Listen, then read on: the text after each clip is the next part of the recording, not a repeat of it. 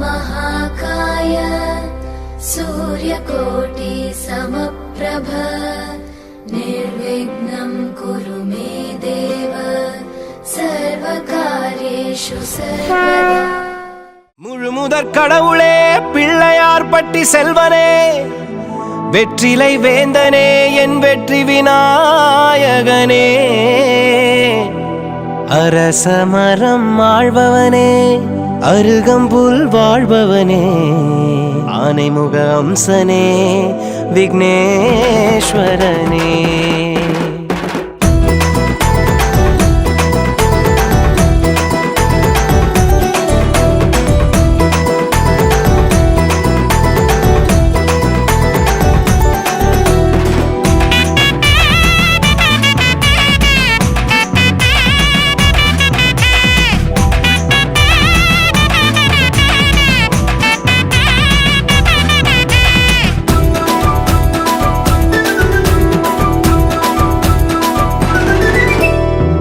உலக நாயகனே, உயிரின் காவலனே, உன்னை வேண்டிடவே உள்ளம் வேண்டிடுதே. ஏழை ரட்சகனே, நாளை உற்சவமே, ஒலிக்கும் மத்தளங்கள் பாடும் அர்ச்சனையே. ஊரே உன்னிடலில் இளைப்பாரும் போது உன்னை தினம் வேண்டும் உள்ளம் நிறைந்திடுதே. உலகே உன் பெயரில் பசியாரும் போது அன்னம் தினம் போடும் நெஞ்சம் மகிழ்ந்திடுதே. அப்பா பாரப்பா என் பிள்ளையாரப்பா, உன்னை தினம் வேண்ட இனி தொல்லையாரப்பா. கல்விக்குதா கணேசா, காதலுக்கு கணேசா, புத்திக்குதா கணேசா, சக்திக்குதா கணேசா. கல்விக்குதா கணேசா, காதலுக்கு கணேசா, புத்திக்குதா கணேசா, சக்திக்குதா கணேசா. உலக நாயகனே, உயிரின் காவலனே, உன்னை வேண்டிடவே உள்ளம் வேண்டிடுதே. ஏழை ரட்சகனே, நாளை உற்சவமே, ஒலிக்கும் மத்தளங்கள் பாடும் அர்ச்சனை.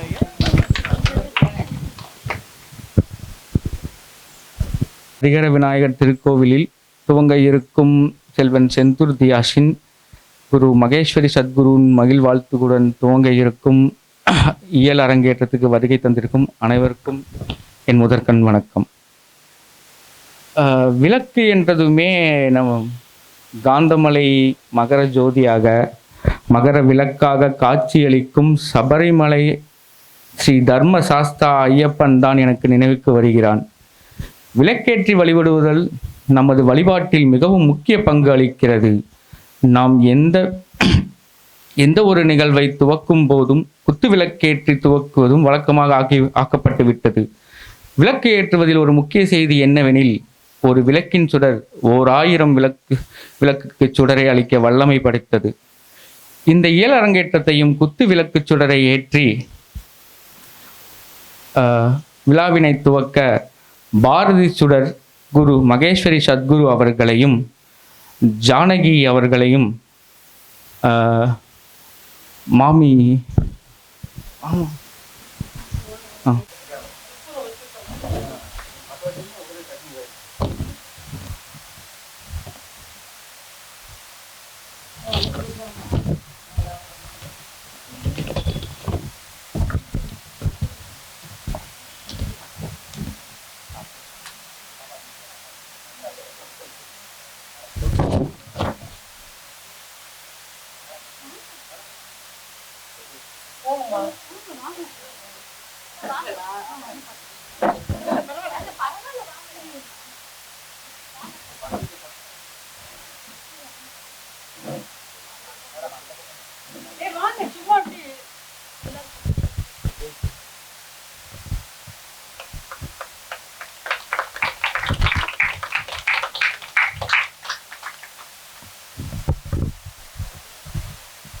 அடுத்ததாக இறைவணக்கம்.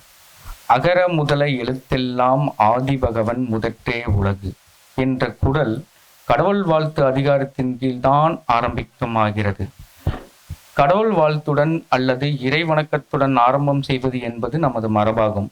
அதேபோல் இந்த இயல் அரங்கேற்றத்தையும் கடவுள் வாழ்த்து மற்றும் தமிழ் தாயத்துடன் ஆரம்பிக்க செல்வி சுதர்ஷனாவை அழைக்கிறேன்.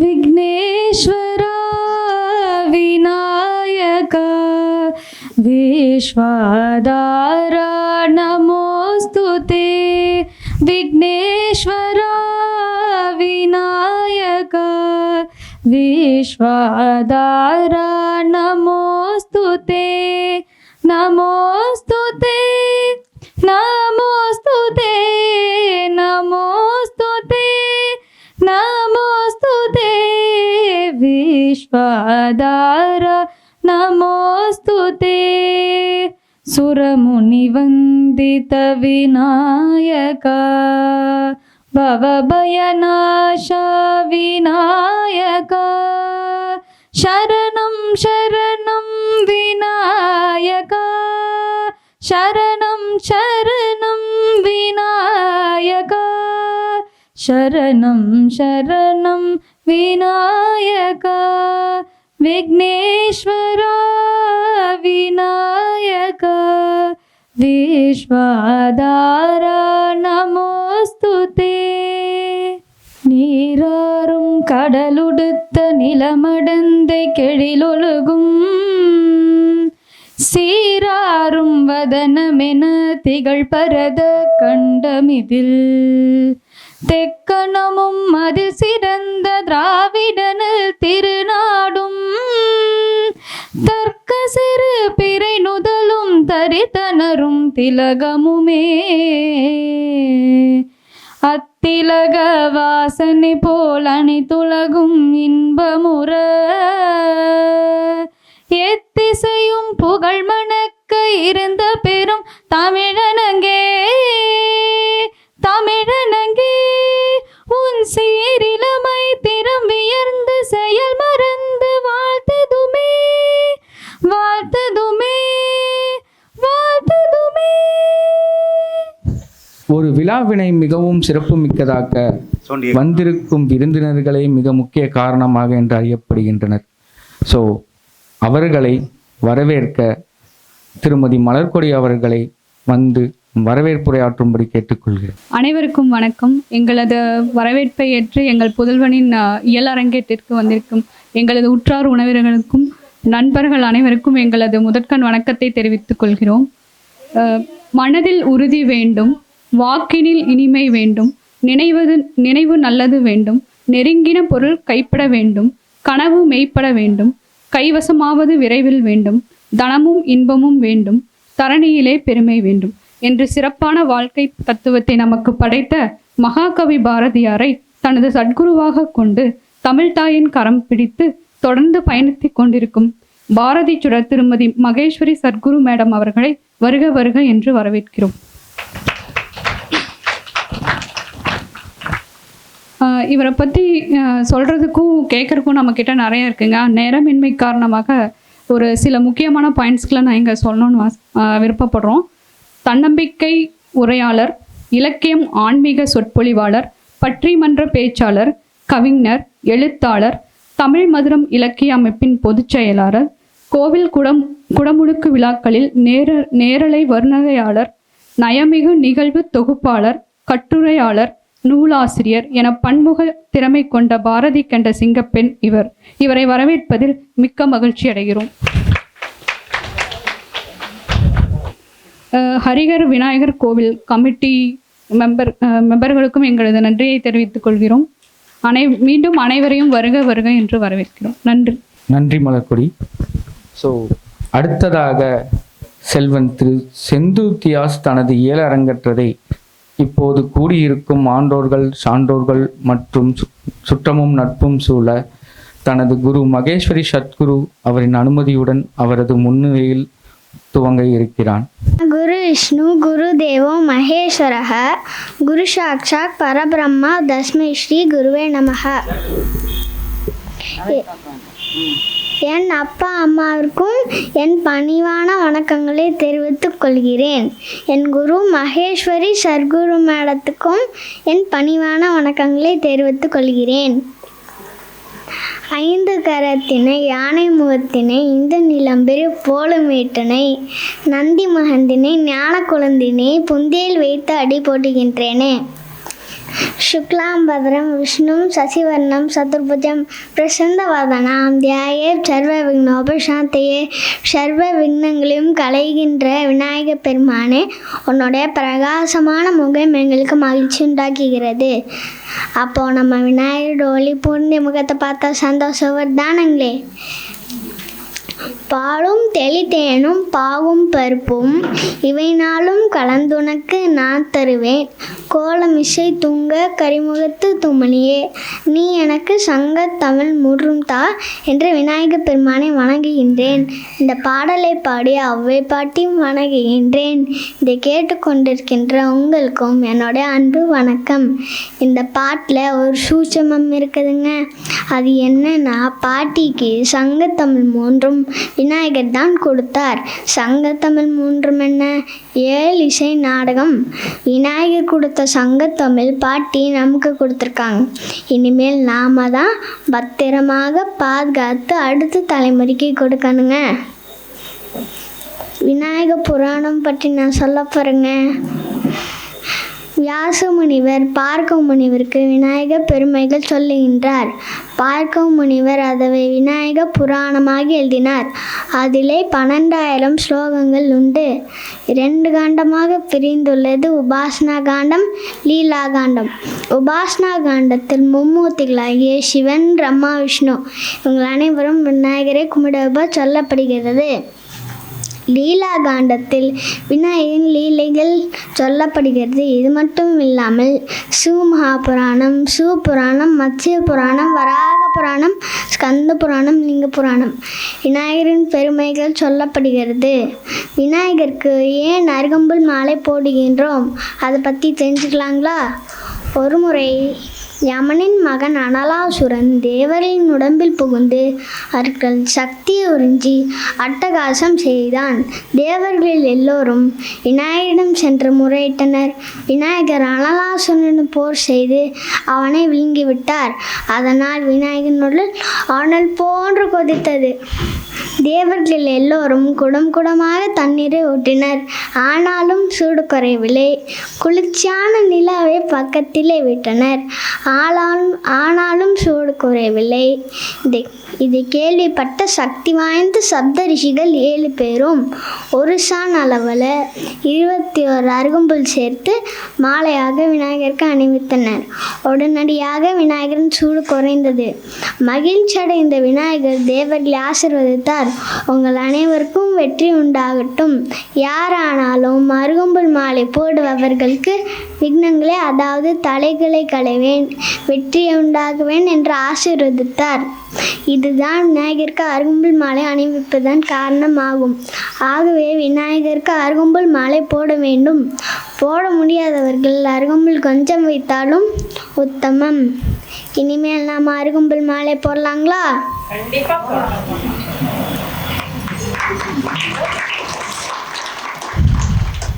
இறைவனுக்கு படைக்கப்படும் உணவு தான் நைவேத்தியங்க. விநாயகருக்கு பிடிச்ச நைவேத்தியம் 7 இருக்குது. கொலக்கட்டை, அவல், லட்டு, சுண்டல், பழம், எள்ளுண்டை, இனிப்பு பொங்கல் இதெல்லாம் ரொம்ப பிடிச்சிருக்கு. அவருக்கு நைவேத்தியம் செய்ததை தான் நமக்கு பிரசாதமாக தந்துடுறாருங்க. விநாயகரின் பக்தர் ஒருவர் அருகம்புல்லே நைவேத்தியமாக படைத்திருக்கிறார். அந்த அதிசய கதை பற்றி தெரிஞ்சுக்கலாங்களா? ஒரு முறை ஜனக மகாராஜா அரண்மனைக்கு நித்திய சஞ்சாரியான நாரதன் வந்தார். எப்பொழுதும் நாராயணன் நாராயணன் என்று உலகத்தையே சுற்றி வந்தனால நித்திய சஞ்சாரின்னு சொல்கிறோம். ஜனக மகாராஜா அரண்மனைக்கு நாரதர் வந்தார் இல்லையா? ஜனகர் வணக்கம் செய்யாமல் கண்டு கொள்ளாமல் அலட்சியம் செஞ்சார். இப்போ நம்ம யாராச்சும் வீட்டுக்குன்னா அவங்க வணக்கம் செய்யாமல் கண்டு கொள்ளாமல் அலட்சியம் செஞ்சால் நம்மளுக்கு கோவம் தானுங்களே. ஆனால் நாரதருக்கு கோவமே வரல. நாரதர் பொன்முருளும் ஜனகரை ஆசீர்வதித்தார். மன்னாதி மன்னனே, பகவானின் திருநாளே, நீ நற்பாகியங்களை அடைந்துள்ளாய். இன்னும் பல தான தர்மங்கள் செய்து உயர்ந்திடுவாயாக என்று ஆசீர்வதித்தார். உடனே ஜனக மகாராஜா சிரித்து கொண்டே, பகவான் என்று யாரும் தனியாக இல்லை நாரதரே, வேதத்தின் கூற்றுப்படி நமக்கு நாமே கடவுள் என்று ஆணவத்துடன் சொன்னார். நாரதர் உமக்கு புத்தி வரட்டும் என்று சொல்லிவிட்டு வெளியேறினார். நாரதர் கௌண்டின்ய முனிவருடைய ஆசிரமத்துக்கு சென்று அங்கிருந்த கணபதி கடவுளை வணங்கினார். தன் கையில் வைத்திருக்கும் மகதி ஆள் கொண்டு இசையெழுப்பினார். இசையெழுப்பி கணபதி பாடி ஜனகன் ஆணவத்தையும் விநாயகரும் முறையிட்டார். விநாயகர் மௌனமாக கேட்டுக்கிட்டார். வயதான நோயுற்ற வேதர் கோலத்தில் ஜனகன் அரண்மனைக்கு சென்றார். விநாயகர் காலாளியிடம் தான் வந்திருப்பதை அரசிடம் சொல்லுங்கள் என்றார். ஜனகரும் அவரை உள்ளே வர சொல்லி சொன்னார். மகாதஜுடன் வந்திருக்கின்ற அந்த வேதரை பார்த்து வியப்பணும் கேட்குறார். உனக்கு என்னப்பா வேணும் அப்படின்னு கேட்குறார். உடனே இந்த வேதன் சொன்னார், எனக்கு ரொம்ப பசிக்குது, சாப்பாடு போடுங்க. உடனே வேலையாட்கள்லாம்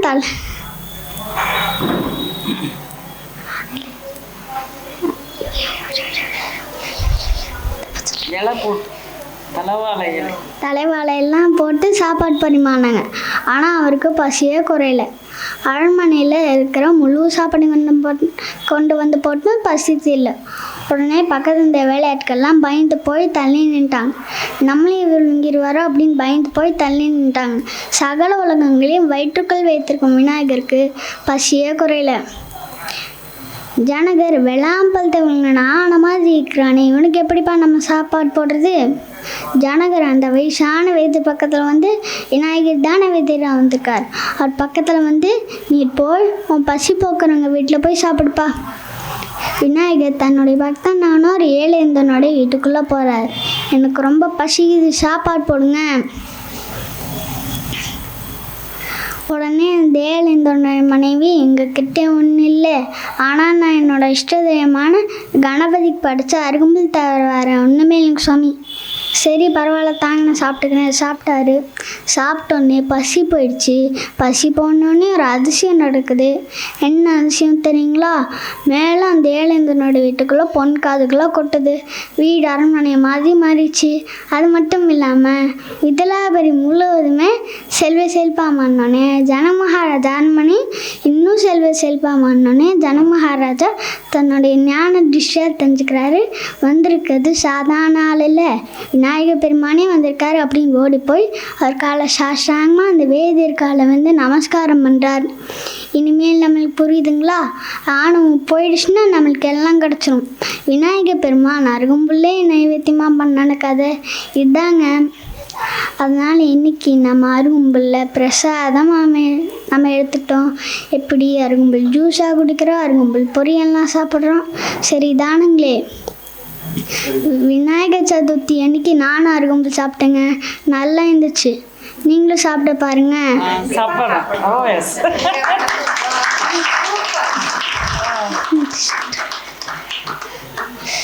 சிறு குழந்தைகளாக இருந்தபொழுது விநாயகர் முருகன் இருவரும் தங்களுடைய தாய் தந்தையான பார்வதி பரமேஸ்வரன் விளையாடி கொண்டிருந்தனர். அப்போ நித்திய சஞ்சாரியான நாரதன் நாராயண நாராயண என்றபடி உள்ளே வந்தார். வணக்கம் இறைவன், எனக்கு ஒரு அதிசய கனி ஒன்று கிடைத்தது, அது உங்கள் குழந்தைகளுக்கு கொடுக்கலாம் என்று வந்தேன். வாரும் வாரும் நாரதரே, உமக்கு கலங்கம் சேர்க்க வேற இடம் கிடைக்கலையா? கைலாயம்தான் கிடைத்ததா? அப்படி எல்லாம் இல்லை இறைவன், என்னை தயவு செய்து தவறாக எடுத்துக்கொள்ள வேண்டாம் என்று சீர்த்தபடியே கூறினார். சிவ சுவாமி, இது ஞானக்கண்ணி அல்லவா?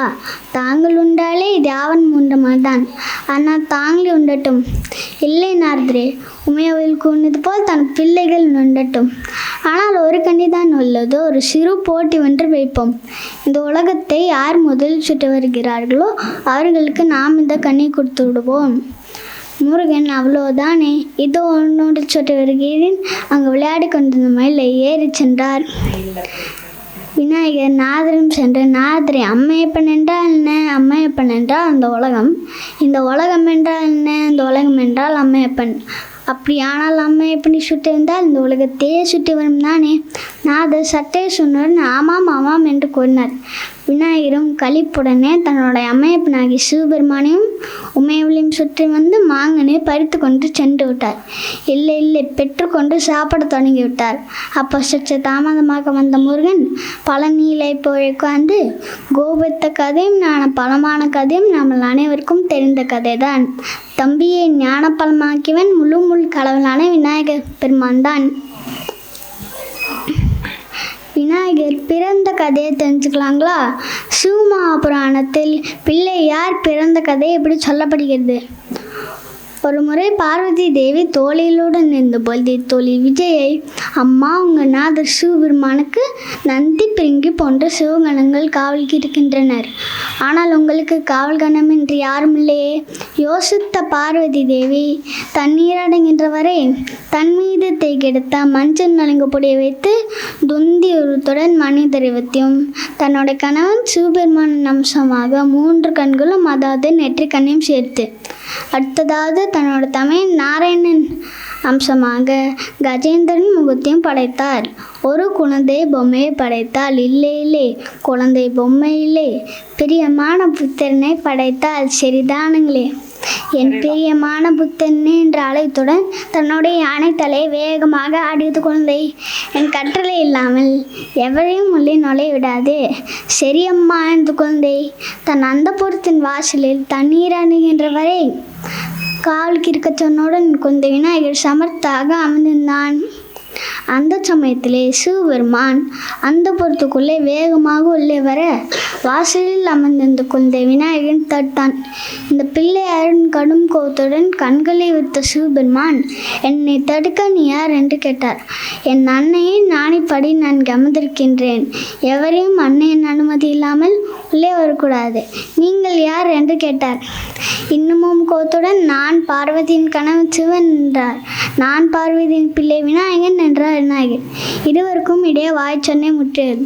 கோபத்திலே தன் சூலத்தை வேகமாக இருந்தார் சிவபெருமான். குழந்தை விநாயகர் இமைக்கும் நேரத்திலே தன் கையிலே இந்த உலக்கை கதியாக்கி வீச சூலம் தவிடு பொடியாகியது. சிவபெருமான் தன் சிவகணங்களை அழைத்து அச்சிறு பிள்ளை அடக்குங்கள் என்று கூண்டு சென்றார். விநாயகரும் அனைவரிடையும் சண்டை போட்டு ஒற்றை அழகென்று நின்று சமாளித்து கொண்டிருந்தான்.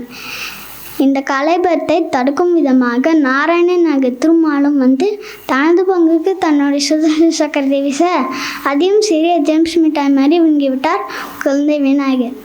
பார்த்து கொண்டிருந்த சிவபெருமான் தன்னோட பின்னாகளுடன் வர அந்த பின்னாகவிலும் முறித்தான் குழந்தை விநாயகர்.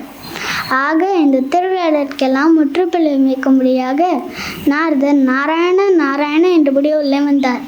சுவாமியின் பிள்ளை அன்னையின் பிள்ளை, அன்னையின் கட்டளை நிறைவேற்றுபவன், இவனை வணங்கி சிநேகத்துடன் பேசுங்கள், எல்லாம் நலமாக முடியும் என்றார். அந்த சமயத்திலே வெளியே வந்த பார்வதி தேவி அனைவரையும் பார்த்து பிரமித்து போய் நின்றாள். சிவபெருமானும் நடந்ததெல்லாம் கேள்விப்பட்ட பார்வதி தேவி ஆனந்தத்துடன் சிவபெருமானை பார்த்தாள். சிவபெருமானும் மகிழ்ச்சியுடன் குழந்தை விநாயகன் அருகில் சென்றார். பார்வதியின் பிள்ளை இனிமேல் நம் பிள்ளை, வாயன் மடியிலே வந்து அமர்ந்து கொள் என்றார். குட்டி பிள்ளையும் சிவபெருமானின் வலது மடியிலே சென்று அமர்ந்து தன் தந்தையின் முகத்தை பார்த்து சிரித்தது. பார்வதி படைத்த இப்பிள்ளையாரே இனிமேல் முழு கடவுளாக இருப்பான். இவனே முழு தலைவன். இவனை வணங்கி பின்பு எங்களையும் நீங்கள் வணங்க வேண்டும். முதலில் பிள்ளையாரை வணங்கி பூஜித்து பின் செயல்கள் எல்லாம் வெற்றியடையும், விக்னங்களை கலைந்திடுவான் இந்த விநாயகன் என்று தன்னுடைய அருள் வாக்கை தந்தார். தன் சுதர்சன சக்கரத்தை விநாயகன் அருகில் வந்த திருமால், என் சக்கரத்தை கொடு ஒரு மகனே என்றார். கடகட சிரித்த விநாயகர், மாமா தாங்கள் 2 கைகளையும் தாங்கள் 2 காதுகளையும் மாட்டி பிடித்தபடியே 3 முறை உட்கார்ந்து கர்ணம் போடுங்கள், நான் தருகிறேன் என்றார். திருமாலும் சிறுமத்துடன் 3 முறை உட்கார்ந்து கர்ணம் போட்ட காட்சியை பார்த்து சிரித்தார் விநாயகர். தோப்பு கர்ணம் பிரமாதம், போங்க மாமா என்று மீண்டும் சிரிக்க அவர் இங்கே சுதர்சன சக்கரம் ஒளியுடன் வெளியே வந்த நாராயணன் திருக்கரங்களுக்கு சென்றது. அன்பு பெரியவர்களே, பிள்ளை யார் பிறந்த கதையும் பார்த்தோங்க. விநாயகருக்கு எதுக்கு தோப்பு கண்ணம் போடுற சம்பவத்தையும் பார்த்தோம். ஆகவே தோப்பு கண்ணம் போட்டால் விநாயகர் ரொம்ப மகிழ்ச்சி அடைவார். நாராயணன் சுதர்சன சக்கரமே நம்மளுக்கு எடுக்குங்க. அதனால் இனிமேல் நம்ம தோப்பு கன்னம் போடலாங்களா? உங்களை மாதிரி பெரியவங்க 3 முறை தோப்பு கன்னம் போடணும், எங்களை மாதிரி குழந்தைங்க 9 முறை தோப்பு கன்னம் போடணும். அதனால் இனிமேல் நம்ம தோப்பு கன்னம் போடலாங்களா? விநாயகருக்கு ஏன் ஒரு தந்தை இருக்குதுன்னு தெரிஞ்சுக்கலாங்களா? பிரம்மாண்ட புராணத்தில் இப்படி சொல்லப்படுகிறது. ஒரு முறை பரசுராமர் சிவபெருமானை வணங்கு என்பதால் கைலாயத்துக்கு வந்தார். எப்பொழுதும் போல குந்தை விநாயகர் வரும் தடுப்பதாக பரசுராமரையும் தடுத்தார். இருவருக்கும் இடையே வாய்ச்சண்டை முற்றியது. கோபத்திலே தன்மல்லே என்கின்ற பரசாயுதத்தை வீசினார். பரசாயுதம் சிவபெருமான் தன் என்பதால் தன்னோட இடது தந்தத்தால் தடுத்தார் விநாயகர். இடது தந்தம் முறிந்தது. அப்படியே ஏக தந்தராக விநாயகர் மாறினார். சிவமகாபுராணத்தில் இப்படி சொல்லப்படுகிறது. ஒரு முறை வியாச முனிவர் விநாயகரை வணங்கி நம் மகாபாரத கதையை எழுத வேண்டும், நான் சொல்ல ஆறாத எழுத வேண்டும் பெருமானே, அது உங்களால் மட்டுமே முடியும், தாங்கள் தான் எழுத வேண்டும் என்றார். விநாயகர் தலையாட்டினார். ஆனால் நான் எழுந்த வேகத்துக்கு நீ சொல்ல வேண்டும் என்றார். வியாசர் அப்படியே சுவாமி, ஆனால் நான் சொல்லும்போது அந்த பாட்டின் பொன்னுடந்து எழுத வேண்டும் என்றார். விநாயகர் தலையாட்டினார். வியாசர் பாரத கதையை ஆரம்பித்தார். விநாயகரின் எழுதும் வேகத்திலே எழுத்தாணின் நூனை முடிந்தது. இப்போ இருந்தால் நிறைய பேன் வச்சுருக்கோங்க, ஸ்பேர் யூஸ் பண்ணுவோம், ஏன்னா எலக்ட்ரானிக் பேட் யூஸ் பண்ணுவோம். ஆனால் அந்த காலத்துலலாம் அது இல்லை தானுங்களே. இப்போ விநாயகர் சட்டென்று தன்னோட வலது கரத்தால் இடது தந்தத்தை முறித்து எழுத ஆரம்பித்தார். ஆக ஏகத்தந்தர் ஆனதற்கு சிவமகாபுராணம் இப்படி ஒரு விஷயம் தெரிஞ்சுக்கிட்டோங்களா ஏன் விநாயகருக்கு ஒரு தந்தை இருக்குதுன்ட்டு. விநாயகருக்கு வாகனம் எது நம்ம எல்லாருக்கும் தெரிந்தானுங்களே. சரியா சொன்னீங்க, எலிதான் வாகனம். எலி யார் எப்படி விநாயகருக்கு வாகனமாக வந்தார் என்று ஒரு புராணங்களும் ஒரு விதமாக சொல்லப்படுகிறது. விநாயகர் புராணத்தில் லீலா காண்டத்தில் இப்படி சொல்லப்படுகிறது. ஒரு முறை கிரௌஞ்சன் என்ற கந்தர்வன் முனிவுடன் சாபத்தால் மூஷிக அரக்கனாக மாறினான். அதாவது எலியுருத்துடன் அரக்கனாக மாறினான். அவனை வதம் செய்து விநாயகரன் மன்னிப்பு கேட்டதால் மூஷிகனாகிய எலியை தன் வாகனமாக மாற்றிக்கொண்டார். லிங்க புராணத்தில் இப்படி சொல்லப்படுகிறது. கஜமுகன் என்ற அசுரன் கர்வத்தினால் தேவர்களை துன்புறுத்தினான். அவனை போல் தொகுத்தார் விநாயகர். கஜமுகன் தன் மன்னிப்புபடி விநாயகரும் கேட்க அவரும் தன் வாகனமாக மாற்றிக்கொண்டார். ஆக பழுத்துடன் உள்ள பிள்ளையார் சிறியவருமாகிய எலியை வாகனமாக மாற்றிக்கொண்டது ஆச்சரியம். சிவபெருமானுக்கு காளை வாகனமாகிய ரிஷபம், அம்மாளுக்கு சிங்க வாகனமாகிய சும்பம், பிரம்மாவுக்கு அன்னப்பறவை, விஷ்ணுவுக்கு கருடன், முருகனுக்கு மயில் வாகனம், விநாயகருக்கோ எலி என்கின்ற மூஷிகம். அப்போ மூஷிக வாகனர் விநாயகரோ முழுமுன் கடவுளாகிருந்து நம்மளை வழி நடத்துகின்றார். அவை பாட்டி ஒரு நொடியிலே கைலாயத்து போன கதையை தெரிஞ்சுக்கலாங்களா? ஒரு முறை அவை பாட்டி வேகமாக விநாயகருக்கு பூஜை செஞ்சுட்டு இருந்தாங்க. விநாயகருக்கு கோபம் வந்துச்சு. ஏ பாட்டி, ஏன் இவ்வளோ வேகமாக பூஜை சரியா நிதானமாக செய், இல்லை நான் கைலாயத்து பொண்ணு சிவபெருமானை பார்க்க. அப்போ பெறப்பட்ட போது நான் சுந்தரமூர்த்தி நாயனார் வெள்ளை யானையில் போகிறாரு, சேர்மன் பெருமான் குதிரையில் போகிறது பார்த்தேன். நான் எப்படி போகிறது, நடந்து தானே போக முடியும். ஏ பாட்டி, நிதானமாக பூஜை செய், நான் உன்னைய அவங்களுக்கு முன்னாடி போய் கைலாயத்தில் விட்டுறேன். அப்போ பாட்டி சீதா கலபை என்றும் தொடங்கும் விநாயகர் ஆகவலே பாடுகிறார்கள். பாடி முடித்தாமலிருக்க விநாயகர் தன்னோட தும்பிக்கையால் அவை பாட்டியை தூக்கி போய் கைலாயத்தில் விட்டார். ஆகவே விநாயகரின் தும்பிக்கை நம்மள் அனைவருக்கும் நம்பிக்கையாக விநாயகர் ஆகவல் பாடினால் நம்மளுக்கு கைலாயம் தரிசனம் கிடைக்கும்.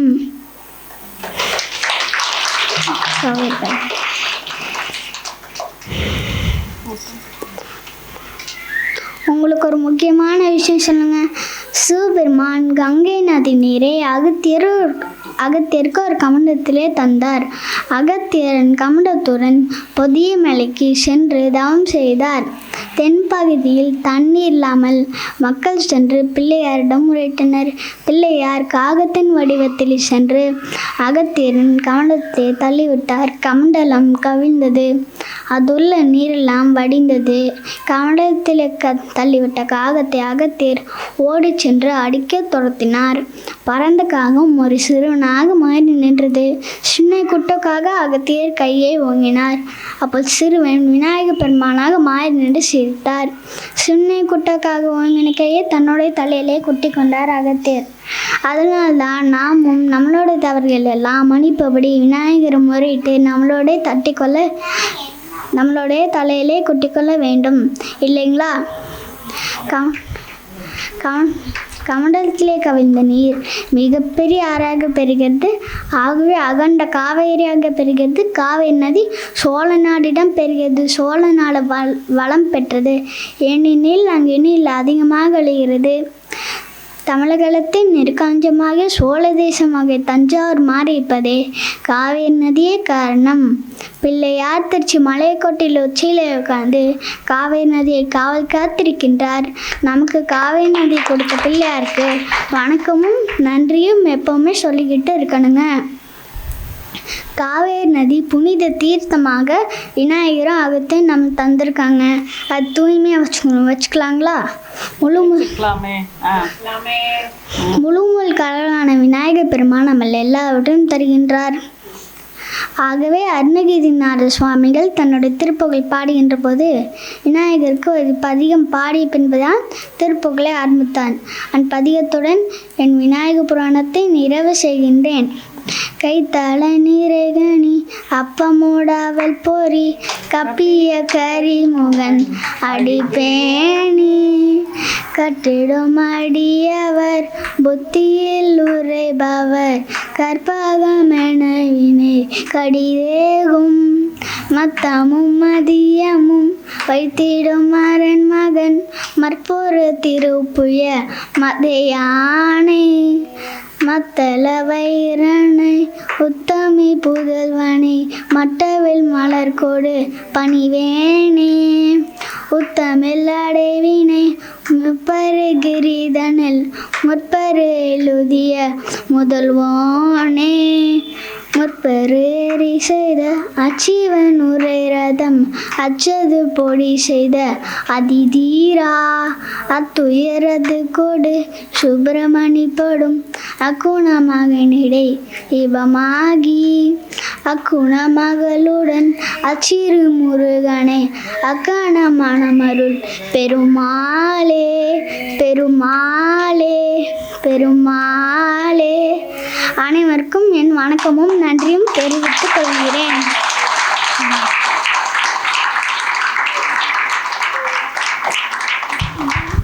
மைக்கு தொட்டு கும்பிட்டு ஆஃப் பண்ணுங்க. அருமை அருமை செந்தூர்த்தியாஸ் அவர்களே. அடுத்ததாக சிறப்புரை. கல்லை கடவுளாக்க சிற்பியால் மட்டுமே முடியும். பொன்னை நூலாக்கி அதை ஆபரணமாக்குவது பொற்கொள்ளலால் மட்டுமே முடியும். அதேபோல் ஒருவரை நன்னெறிப்படுத்தி இறைநிலையை உணரச் செய்ய ஒரு சிறந்த குருவினால் மட்டுமே முடியும். நமது குரு மகேஸ்வரி சத்குரு அவர்கள் தனக்குத்தானே பட்டை தூட்டி கொண்டவர் என்பதில் வியப்பில்லை. அவரை சிறப்புரையாற்ற மேடைக்கு அழைக்கிறேன். எண்ணிய முடிதல் வேண்டும், நல்லவை எண்ணல் வேண்டும், திண்ணிய நெஞ்சம் வேண்டும், தெளிந்த நல்ல அறிவு வேண்டும். பண்ணிய பாவம் எல்லாம் பருதி முன் பணியே போல நன்னியனின் முனிங்கு நசித்திடல் வேண்டும் அண்ணாய். பக்தி உடையார் காரியத்திற்பதரார் மிகுந்த பொறுமையுடன் வித்து முளைக்கும் தன்மை போலே மெல்லச் செய்து பயனடைவார். சக்தி தொழிலே அனைத்துமெனிற் சார்ந்த நமக்கு சஞ்சலமேன் வித்தை கிரைவா கணநாதா மேன்மை தொழிலிற் பணியனையே என்று பாடிய எனது சர்க்குரு மகாகவி பாரதியாரின் திருப்பாதங்களை தொழுது வணங்கி, இந்த நாள் மிகவும் உன்னதமான நாள் நான் நினைக்கிறேன். நான் பிறவி எடுத்ததோட பயனை நிச்சயமாக இன்றைக்கு தான் அனுபவிக்கிறேன். அதனை ஆக்கி வைத்த எல்லாம் வல்ல இறைவனுக்கும் இயற்கைக்கும் எனது சர்க்குரு மகாகவிக்கும் இந்த நேரத்தில் நான் நன்றி சொல்ல கடமைப்பட்டிருக்கின்றேன். அதாவது இப்போ நீங்கள் வாழை மரம் பார்த்துருப்பீங்க. வாழையை வெட்டினா அதுக்கப்புறம் என்ன ஆகுனா வாழை மரம் தளைஞ்சு வரும். அதுதான் வாழையடி வாழை அப்படின்னு.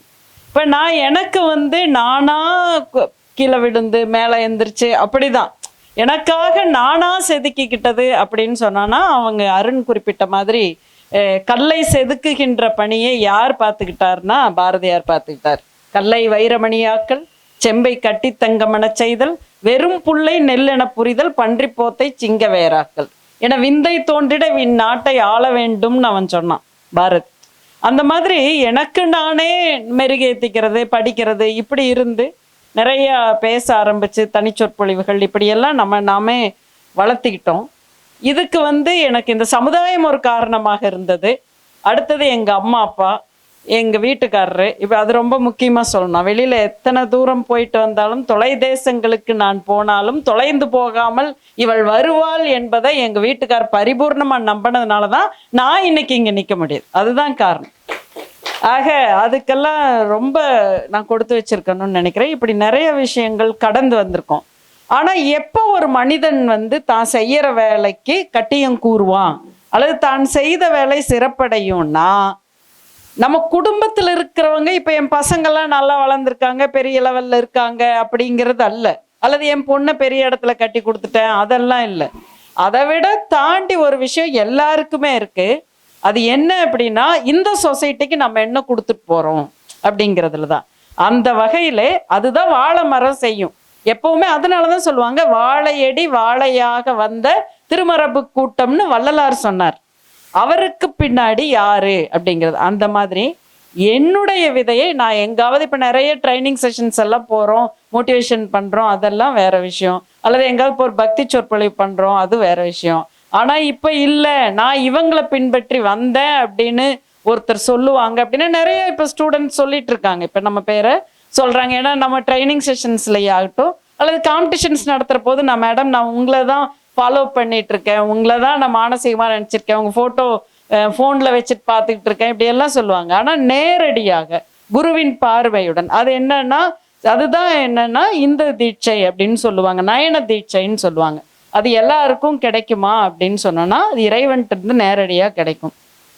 அப்படி இப்போ நேரடியாக என்னுடைய பார்வையில், என்னுடையனா எனக்குள்ள இருக்கிற குருஸ்தானம், அவ்வளோதான். இது இந்த உடம்பு சொல்லலைன்னா எனக்குள்ள இருக்கிற இந்த குருஸ்தானம், அவனை நேரடியாக பார்த்து எவனை அப்படின்னு சொன்னோன்னா, இன்னைக்கு அழகா மிக அழகாக விநாயகர் புராணத்தை தான் கத்துக்கிட்டதை பயம் இல்லாம சொல்லணும். அதுதான் ரொம்ப முக்கியங்க. அதை என்ன அப்படின்னா, இத்தனை கூட்டத்தை பார்த்து இப்ப இத்தனை நாள் நாங்க சொல்லி கொடுத்தோம், அதெல்லாம் சரி. ஆனா இத்தனை கூட்டத்தை பார்த்து இவன் ஸ்டக்கா இங்க உட்கார்ந்துருந்தான்னு வைங்களேன், நானும் பேசியிருக்க முடியாது, நீங்களும் கேட்டிருக்க முடியாது, இப்ப நான் பேசியிருக்க முடியாது. ஏன்னா நம்மளும் பயந்துருவோம், என்னடா இது இந்த பையன் அப்படின்னு சொல்லி. பிப்ரவரி மாசத்துல எல்லாரும் காதலர் தினம் சொல்லுவாங்க. ஆனா இவனுக்கு காதல் வந்தது எது மேல அப்படின்னு சொன்னோன்னா, நான் பேசுறத ஒரு இங்க இவங்களுடைய குலதெய்வ கோயிலுக்கு நான் ஸ்பீச்சுக்கு போயிருந்தேன். அப்போ போனப்போ அங்கே என்னோட பேச்சை கேட்டு இந்த பையன் நடந்துக்கிட்டே இருந்தது, வேட்டி கட்டிக்கிட்டு. அவ்வளோ அங்கே போவான் இங்கே வருவான், மறுபடியும் திரும்ப அங்கே நின்று என்னையவே பார்த்துட்டு இருப்பான். அப்புறம் கொஞ்சம் நேரம் கழிச்சு என் பக்கத்தில் வந்து நின்னான், மேடைக்கு பக்கத்தில் வந்து எதிர்த்தா அப்படி நின்னான். ஏன் இங்கே வந்து உட்கார்றையா அப்படின்னு கேட்டேன். ஆமாம் உட்கார்றேன், பக்கத்தில் நிற்கிறேன்னா. மேலே வாடான்னு சொன்னோன்னா வந்து கூப்பிட்டு வந்து நின்றுட்டான். கூப்பிட்ட உடனே வந்து நின்றாச்சு. நின்ன உடனே இதை ஃபேஸ்புக்கில் நான் போட்டப்போ எல்லாருமே பரவலாக இதை பாராட்டினாங்க. அப்போ வந்து பக்கத்தில் நின்று நான் பேசி முடிக்கிற வரைக்கும் கூடவே நின்றுட்டு இருந்தேன் அப்படி. ஸோ என்ன அப்படின்னு சொன்னோன்னா, ஒரு ஈர்ப்பு எங்கிருந்தோ ஒரு ஈர்ப்பு வருது அப்படின்னு சொன்னால், இந்த இயற்கை ஒரு சொல்லை கொடுக்கும், அந்த சொல் யார் மூலமாகவோ வந்து நிற்கும். அதான் பிரபஞ்சத்தோட விதி. அந்த சொல் என்னை குருவாக ஏற்றுக்கோ அப்படின்னு இவனுக்கு எங்கேயோ சொல்லி, அந்த மனசு இதில் யாருமே சொல்லலை. அவங்க அம்மா அப்பா சொன்னாங்களா என்னன்னு எனக்கு தெரியாது, ஆனால் சொன்ன மாதிரி எனக்கு தெரியல. நேரடியாக வந்து நம்ம பக்கத்தில் வந்து நிற்கிறா அப்படின்னு சொன்னோன்னா, இதுதாங்க இயற்கை. இந்த இயற்கை தான் எல்லாருக்குள்ளேயும் இருக்கு, இதுதான் வளர்த்தி விடுது அப்படின்னு சொல்லலாம். ஆக இப்போ விநாயகரை பற்றி நம்ம எப்போ முதல்ல இவனை பேசுறதுக்கு கொண்டு வந்து விட்ட போது பார்த்தேன் நான் சொன்னேன், அது நீங்கள் சொல்லுவீங்கன்னு நினைக்கிறேன் அந்த விஷயம் எல்லாம் இல்லையா. அப்போ இப்போ நான் சொன்னேன், இல்லை எனக்கு எப்படின்னு தெரியல, ஏன்னா இவன் சிரிச்சுக்கிட்டே இருக்கான், பேசவே இல்லை. அப்புறம் முதல் வாரம் கொண்டு வந்துட்டாங்க. நான் கேரண்டி சொல்ல முடியாதுப்பா, இவன் சிரிச்சுக்கிட்டே இருக்கான், இவன் பேசுவானான்னு எனக்கு தெரியலன்னு. அப்போ ஒரு 5 கிளாஸ் விடுங்க, அதுக்கப்புறம் நான் சொல்கிறேன் அது ஓகேவா இல்லையா அப்படின்னு சொல்லி. அதுக்கப்புறம் அந்த 5 கிளாஸ் வந்த அப்புறம் தான் சொன்னேன், சரி ஓகே அப்படின்னு நான் சொன்ன பிற்பாடு பிப்ரவரியில் வர ஆரம்பித்து மார்ச்சில் தான் கிளாஸ் ஆரம்பித்தோம். அப்போ கிளாஸ் ஆரம்பித்து அவனுக்கு சொல்லி கொடுத்து பாட்டெல்லாம் மனப்பாடம் பண்ணோம்ல, அந்த பாடல்களை மனப்பாடம் பண்ணணும், தெளிவாக சொல்லணும். இப்போ அவன் சொன்னது புரிஞ்சுதா எல்லாருக்கும்?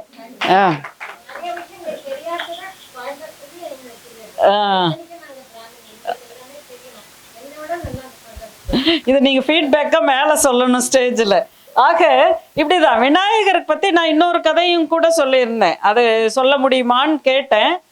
அவன் யோசிச்சான். ஆனால் அவன் தம்பிக்கு இவன் செந்தூர்தியாசுக்கு சொன்ன கதையை நான் இங்கே வேணா உங்களுக்கு சொல்லிடலாம். என்ன அப்படின்னா, ஔவை பாட்டி ஒரு முறை மழையில் நனைஞ்சிட்டு திருக்கோவிலூர் போகிறாங்க.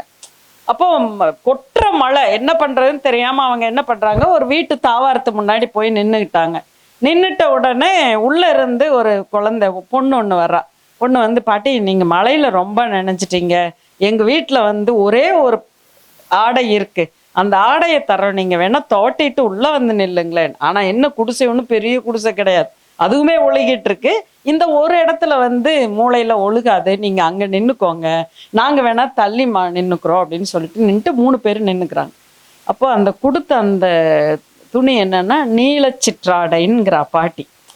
இந்த நீலச்சிற்றாடை எடுத்து துவட்டிக்கிட்டே சொல்கிறா. அவ மனசில் நினச்சி பார்க்குறா. பாரி வந்து ஔவையாரை கூப்பிட்டு, இந்தாங்க நீங்கள் உட்காருங்க பாட்டின்னு அப்படி வரவேற்றாங்களாம். அதுக்கப்புறம் காரி என்ன பண்ணானா, வயலில் வேலை செஞ்சுட்டு இருந்திருக்கான். பாட்டி வந்தோடனே, உனக்கு என்ன தர்றதுன்னு தெரியல, இந்தா என் கையில் மண்வெட்டி இருக்குது, இந்தா நீ வச்சுக்கோ, நீயும் கொட்டு அப்படின்னு. அப்படியா, நீயும் மண்ணை எடு அப்படின்னு சொன்ன. அப்படியா. அப்போ இருக்க உபதேசம் பண்ணி உபகாரம் பண்ணுறது. அது என்ன அப்படின்னா, ஆசானை கண்டவிடத்தில் அப்படியே துதித்தல்னு ஒரு மரபு இருக்கு. வாசமனையாலை பஞ்சனையில் தான் நம்ம துதிக்கணும். ஆண்கள் எல்லாம் என்ன பண்ணணும்னா, ஒய்ஃபை புகழணும்னு சொன்னா எல்லாரும் முன்னாடியும் புகழ்றது வேற. ஆனா சில இடங்கள்ல மாமியார் முன்னாடி புகழ்ந்தோன்னா தப்பாயிரும். நாத்தனார் முன்னாடி புகழ்ந்தாலும் அது பிரச்சனை தான். அதனால என்ன பண்ணணும், இங்க நாத்தனார் மாமியார் எல்லாம் இருந்தா கோச்சு கூடாது. இது என்ன நடைமுறை அப்படிதான். ஆனா ஒய்ஃபை எங்க தெரியுமா சொல்லணும், பஞ்சனையில தான் நீ ரொம்ப நல்லவ அப்படின்னு சொல்லணுமா. அந்த காலத்துல இருந்தது ஒரு நியதி. அடுத்தது ஆசானை கண்டவிடத்தில் அப்படியே துதித்தல் தான் மரபு. அதனால ஔவை வந்த உடனே கையில் இருந்த அந்த மண்வெட்டியை கொடுத்து துதிச்சானா யாரு, காரி. அப்போ இன்னொருத்த சேரமான் வெண்கோங்கிற இன்னொரு அரசன் என்ன பண்ணானா, நீ சாப்பிடு பாட்டி அப்படின்னு சொல்லிட்டு யானையவே கொடுத்தானா. எப்படி சாப்பிட்றதுக்கு நீ யானை, அவனுக்கு புரியல ஏன் அப்படின்னா, அவன்கிட்ட நிறைய யானை இருந்தது, யானை வச்சுக்கோ பாட்டின்னு. ஆனா அது எல்லாத்தையும் விட நான் மலையில வந்து நெனைஞ்சு நின்றுட்டு இருந்த போது அவங்க கிட்ட இருந்த ஒரே ஒரு சிற்றாடையை கொடுத்தாங்க பாருங்க. இந்த சிற்றாடை, இந்த நீல சிற்றாடை அந்த 3 பேருடைய கொடைக்கு விட தாண்டி இருக்குன்னு சொன்னாலாம் ஔவை பாட்டி. அதை சொல்ல முடியுமான்னு கேட்டேன் நான். இவன் கொஞ்சம் யோசிச்சேன்னா, நேற்று தான் நான் அதை சொல்லலாம் அப்படின்ட்டு சொல்லி கொடுத்தேன். செந்தூர்தியாஸ் இல்லைங்க மேடம்ட்டா. அதெல்லாம் தெளிவாக இருக்கான். அதாவது முடியாதுன்னா முடியாதுங்கிறது, அந்த டெசிஷன் எடுக்கிறது இட்ஸ் குட். ரொம்ப சரியாக எடுப்பான். கரெக்டான்னு கேட்டால் ஓகேன்னு தலையாட்டுறது, அதெல்லாம் அந்த ஒரு ஈர்ப்பு சக்தினே. ஒரு ஃபோட்டோ ஒன்று நாங்கள் எடுத்தோம் எங்கள் வீட்டுக்கு. லண்டன்லேருந்து இவரோட அக்கா பொண்ணு வந்திருந்தா, அவள் டாக்டரு. வந்தப்போ ஃபோட்டோ எடுக்கிறேன்னா இவன் கேமராவை பார்க்கல. எப்போ வந்து நான் இவன் ஒரு சிஷ்யங்கிறத பரிபூர்ணமாக நம்பினேன் அப்படின்னா, அவன் வந்து ஃபோட்டோ கேமராவை பார்க்காம என்னை பார்த்து நின்று இருந்தான். இன்னைக்கு இப்போ நினைச்சாலும் அது மெய்சில் இருக்குது. அந்த ஃபோட்டோ வச்சிருக்கேன். அப்போ ஒரு குருவை வந்து எப்படி அவன் நமஸ்காரம் பண்ணணுங்கிறது தெரிஞ்சு வச்சிருக்கான். புற ரீதியா இல்லாம மனசளவில் ஆதர்சனமா இந்த குழந்தை என்னை குருவா ஏத்துக்கிட்டதுனால இன்னைக்கு அந்த குருஸ்தானம் இங்க நின்று அவனை பேச வச்சிருக்கு அப்படின்னு தான் நான் நினைக்கிறேன். ஆக இந்த அளவுல எனக்கு ஒரு பெருமையா இருக்கு. இது மாதிரி இன்னும் இந்த குழந்தை செந்தூர்தியாஸ் பல மேடைகளை பார்க்க வேண்டும், பல மேடைகளில் பேச வேண்டும். புதிய செய்திகளை தான் நம்ம பாரம்பரியமாக பண்பாடும் கலாச்சாரமும் நிறைந்த இந்த பாரத தேசத்தில் இருந்து நம்ம எப்படி குழந்தைகளுக்கு சொல்லிக் கொடுத்தோம், இதெல்லாம் தாங்க வேணும். எப்போ பாரு டோரா டொஸ்குன்ட்டு மொபைலைவே பார்த்துட்டு இருந்தோன்னா பிரச்சனை. அதான் இந்த 4 குரங்கு ஆயிடுச்சு. இப்போ 3 குரங்கு காந்தி சொன்ன 3 குரங்கு இருந்து 4வது குரங்கும் ஒன்று வந்திருக்கு. முதல் குரங்கு என்ன, பார்க்கக்கூடாது. 2வது குரங்கு கெட்டது கேட்கக்கூடாது. 3வது குரங்கு பேசக்கூடாது, கெட்டது பேசக்கூடாது. ஆனால் இப்போ என்ன, 4வது குரங்கு பேசுறதும் இல்லை, பார்க்கறதும் இல்லை, கேட்கறதும் இல்லை, எதுவும் இல்லை. வெத்தலை தடவர் மாதிரி மொபைல் வச்சுட்டு தடவிக்கிட்டே உட்காந்துருக்கு ஒரு குரங்கு. ஆக குழந்தைகள் கையில் மொபைல் கொடுக்கறத கம்மி பண்ணுங்க. அதுதான் இந்த மேடையில் நாங்கள் உங்கள் எல்லாருக்குமே சொல்கிற ஒரு மிக முக்கியமான பாயிண்ட். சரிதானா? கரெக்டா? பார்த்தியா, இப்படி கேட்டால் சொல்லுவான் கரெக்டாடா, கரெக்டு அப்படின்னு. கரெக்டு. ஆக இதை தான் நம்ம குழந்தைகளுக்கு சொல்லித்தரணும். ஒரு இவ்வளோ விமர்சையாக அருண் பண்ணியிருப்பேன். அவங்க அம்மா அப்பாவை பற்றி சொல்லணும் கட்டாயமாக. ரொம்ப கோஆர்டினேட் பண்ணாங்க எனக்கு. நிறைய ஆன்லைன் கிளாஸஸ்ஸு, அப்புறம் சில சமயம் கேப் வந்துடும் ரொம்ப. அப்புறம் நான் எங்கேயாவது போயிட்டா அப்படி ஆனாலும் தொடர்ந்து இங்கேருந்து பயணித்து கொண்டு வந்து என்னை விட்டு இங்கே நல்லபடியாக இந்த அரங்கேற்றம் நடத்தியிருக்கின்ற திருமதி திரு அருண் மலர் இருவருக்குமே நம்ம எல்லார் சார்பிலையும் வாழ்த்துக்களையும் வணக்கங்களையும் தெரிவித்து நல்லா பண்ணுங்க. இது மாதிரி இது ரொம்ப ஆச்சரியமாக இருக்கு. ஆனால் இந்த மாதிரி குழந்தைகளை இயல் அரங்கேற்றம், இந்த கேள்வி வந்தது, அது என்னங்க மேடம் இயல் அரங்கேற்றம்? நிறைய பேர் என் ஃப்ரெண்ட்ஸ் எல்லாம் கேட்குறாங்க. பரதநாட்டியத்துக்கு அரங்கேற்றம் இருக்குது, நாகராஜ் அண்ணா கூட கேட்டாருன்னு சொன்னாங்க. இசைக்கு அரங்கேற்றம் இருக்குது, ஆனால் இயலுக்கு எப்படி அரங்கேற்றம்? நம்மளுக்கு தெரியும், முத்தமிழ், இயல், இசை, நாடகம். இசை அரங்கேற்றம், நாடகம் அரங்கேற்றம், பரதம் அரங்கேற்றம். ஆனால் இயல் எப்போ அரங்கேற்றப்படுகிறது என்று சொன்னால், முறைப்படி ஒரு சொல் வந்து தொடர்ந்து ஒரு கொஞ்ச நேரம் பேசி, ஒரு உபன்யாசமாக பேசி, அல்லது ஒரு கதையாக சொல்லி, அல்லது தொடர்ந்து ஒரு சொற்பொழிவாக மாற்றி. இப்போ இவன் சொன்னதுல, செந்துர்த்தியா சொன்னதுல ஒரு 2-3 விஷயம் நம்மளுக்கு கிடைச்சிருக்கு. என்ன அப்படின்னு சொன்னோன்னா, ஒன்று அருகம்புல் ஏன் அது பிரசாதமாக மாறினதுனால தான் இன்னைக்கு பார்க்குறோம் அப்படிங்கிறது. அடுத்தது இன்னொன்று என்ன சொன்னதில், அவன் சொன்னதில் ரொம்ப முக்கியமான பாயிண்ட் அப்படின்னா, இந்த தோப்பு கரணத்தை பற்றி சொன்ன. அப்படி கரணம் எல்லாருமே போடுறது, ஆனால் அது இந்த சரியான முறைப்படி யாரும் போடுறதில்ல. சுதர்சன சக்கரமே கிடைக்கும்னா, சுதர்சன சக்கரம் அப்படிங்கிறது என்னங்க? அந்த பொழிவு தர்றது தான் சுதர்சன சக்கரம். முகத்துல பொழிவு வருது இல்லை, அதுதான் சுதர்சன சக்கரம். அப்போ தோப்பு கரணம் போட போது இந்த இந்திரியங்களெல்லாம் ஒழுங்கா வேலை செய்யும், முகம் நல்லா பிரகாசமா இருக்கும். அதுதான் அந்த சுதர்சன சக்கரம் தான் இது. ஆக இந்த அளவில் என்னுடைய இந்த வாழ்த்துறையை நான் நிறைவு செய்கின்றேன். மிக விமர்சையா பண்ணிட்டீங்கப்பா, ரொம்ப சந்தோஷம். ஓங்கி உலகளந்த உத்தமன் பேர் பாடி நாங்கள் நம் பாவைக்கு சாற்றி நீராடினார், தீங்கின்றி நாடெல்லாம் திங்கள் மும்மாறி பெய்து ஓங்கு பெருஞ்சென்னூலோடு கைலுகளை பூங்குவலை போதில் பொறிவண்டு கண்படுப்ப தேங்காதை புக்கிருந்து சீர்த்த முளை பற்றி வாங்கக்குடம் நிறைக்கும் வள்ளல் பெரும்பசுக்கள் நீங்காத செல்வம் நிறைந்து, நீங்காத செல்வம் நிறைந்து, நீங்காத செல்வம் நிறைந்து என்று எல்லாருக்கும் என்னுடைய வாழ்த்துக்களையும் வணக்கங்களையும் சொல்லிட்டு, இறைவணக்கம் பாடின சுதர்ஷனா தானே, ரொம்ப அழகாக பாடியிருக்காங்க. அவங்களுக்கும் என்னுடைய வாழ்த்துக்களை சொல்லிட்டு, இன்னும் மெம்மேல பழகணும், நிறைய வாசிக்கணும், நிறைய பாடணும் அப்படின்னு சொல்லிட்டு இந்த அளவில் என்னுடைய உரையை நிறைவு செய்கின்றேன். நன்றி, வணக்கம். மிக்க நன்றி குரு மகேஸ்வரி சத்குரு அவர்களே. உங்கள் ஆசீர்வாதத்துடனும் அன்புடனும் இந்த விழாவை மென்மேலும் மேலெடுத்து செல்ல உங்கள் ஆசீர்வாதத்துடன் நாங்கள் வழிநடத்துவோம். நமது வெற்றியின் ரகசியம் நமது நிறைகுறைகளை தெரிந்து கொள்வதிலும் அதை சரி செய்வதுதான் உள்ளது. இந்த இயலரங்கேற்றத்தின் கருத்துக்களையும் வாழ்த்துக்களையும் கேட்டு தெரிந்திட மேடையிலிருந்து ஒரு மேடம் அழைக்கிறேன். அவங்க என்ன சொல்கிறாங்க இப்போ? Hello, good morning to everybody. Jai Hind. எங்கள் வீட்டுக்காரர் இராணுவ அதிகாரியாக இருந்து இறந்து 24 வருஷம் ஆகுது. என்னுடைய பையன் அதே ஆஃபீஸில் லெஃப்டினன்ட் கர்னலாக நாகாலாண்டில் 16 வருஷம் சர்வீஸில் இருக்கான். அவன் மேலும் மேலும் வாழ்த்து நாங்கள் உங்களுடைய ஆசீர்வாதத்தை எதிர்பார்க்குறோம். இந்த குழந்தை பாடினது எனக்கு அவ்வளோ ஆச்சரியம். நாங்கள்லாம் பிராமணாக இருக்கோம், நிறைய எங்களுக்கு தெரியாது. எங்கள் பேரம்பேத்தியெல்லாம் 4 வயசு 5 வயசு 2 வயசு. இவனை பார்த்து கற்றுக்கணுன்னு எனக்கு ரொம்ப ரொம்ப ஆச்சரியமாக இருக்குது. இந்த மாதிரி ஒரு குழந்தை பேசணும்னு நான் எதிர்பார்க்கவே இல்லை. அந்த ஆசிரியருக்கு, அந்த குருக்கு உங்களுடைய நன்றியை தெரிவிச்சுக்கிறோம். எனக்கு வயசு 77 ஆகுது. நான் ஊராக சுற்றிட்டே இருப்பேன், எனக்கு பொழுது போகணும். கை காலை இன்னைக்கு சாமி நல்லா கொடுத்துருக்காரு. அதனால இந்த குழந்தை நல்லா இருக்கணும். எல்லாம் எங்கள் அப்பார்ட்மெண்ட்டில் இருக்கிறவங்க எல்லாம் இவங்களுக்கு ஆசிரியராக இருந்து இவங்களுக்கு நல்லா கவனிக்கணும்னு எங்களுடைய மனமார்ந்த நன்றியை தெரிவிச்சுக்கிறோம். Thank you everybody. பபாய். இவ்வளோ பேசுவாருங்கிறது எனக்கு இன்னைக்கு தான் தெரியும். ரொம்ப குவைட்டாக இருப்பாங்க கிளாஸில், எல்லா ஒர்க்கும் பர்ஃபெக்டாக பண்ணிடுவாங்க.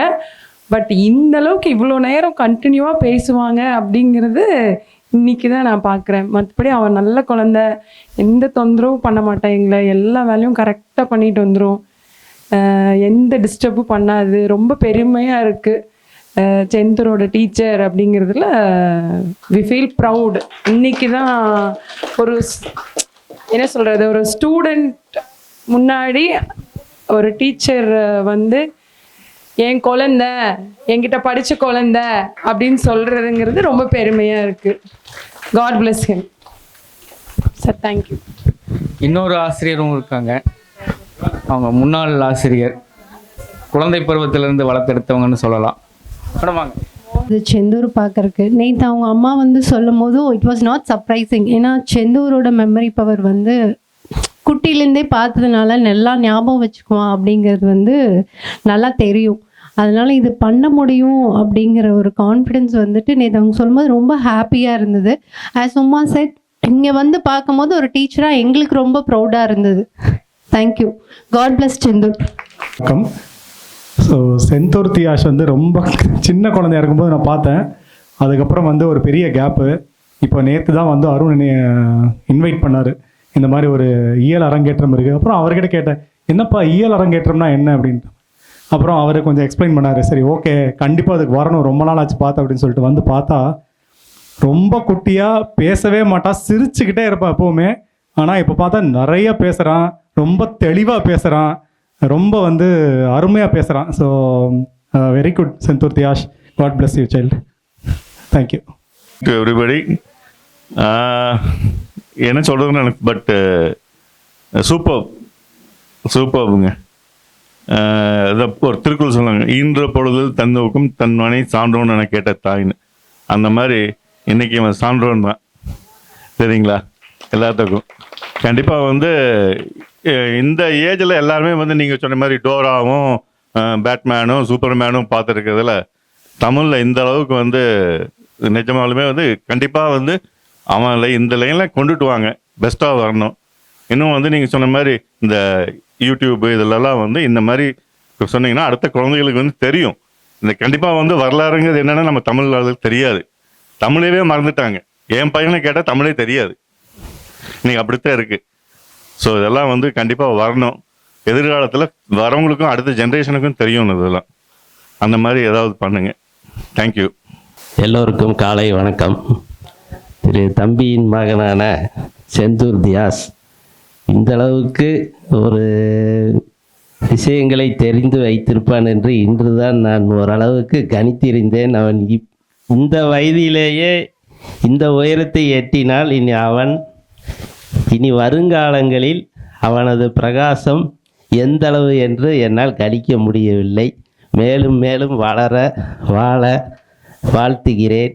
அவனுக்கு குருநாதராக இருந்த திருமதி மகேஸ்வரி அவர்களுக்கு மிக்க நன்றி. அவரை நான் இது 2வது முறையாக சந்திக்கிறேன். முதலில் எனது குலதெய்வ கோயிலில் ஒரு நிகழ்ச்சியில் சந்தித்தேன், பிறகு இப்பொழுது சந்திக்கிறேன். தம்பி அருண் மூலமாக இவர்தான் இவனுக்கு குருநாதர் என்று கணித்தவுடன் மிகுந்த மகிழ்ச்சி அடைந்தேன். இவனை இந்த அளவிற்கு ஆளாக்கிய தாய் தகப்பன் அருண் மலர் அவர்களையும் அவர்களுக்கு அந்த சிந்தனையை கொண்டு வந்த எஸ்வி பாலன் ஜானகி அவர்களுக்கும் மிக்க நன்றி.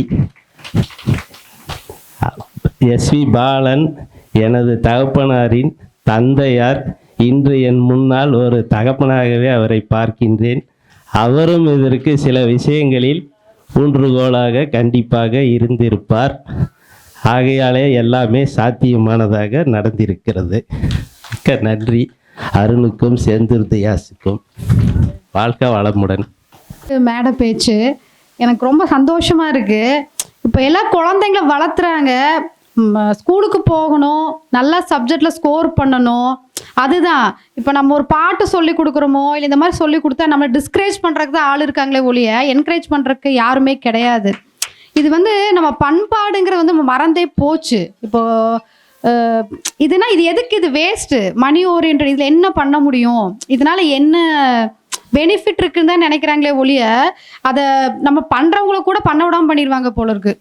உண்மையாகவே எனக்கு ரொம்ப சந்தோஷமாக இருக்குது. என் தம்பி வந்து இவ்வளோ எஃபர்ட் போட்டு இவ்வளோ தூரம், ஒரு குழந்தைக்கு திறமை இருக்கிறது பெருசு இல்லை, ஆனால் அவங்க பேரண்ட்ஸ் வந்து கூட்டிகிட்டு போகணும், அதை வந்து கூட்டிகிட்டு போய் அதுக்காக ஸ்பெண்ட் பண்ணணும். மணிங்கிறது ரெண்டாவது, அந்த எஃபர்ட் வந்து புரிஞ்சு பண்ணுறாங்க இல்லைங்களா. நாங்களுமே செந்துதியஸ் பார்த்துருக்கோம், ஆனால் இந்த அளவுக்கு பேசி வந்து நாங்கள் பார்த்ததே கிடையாது.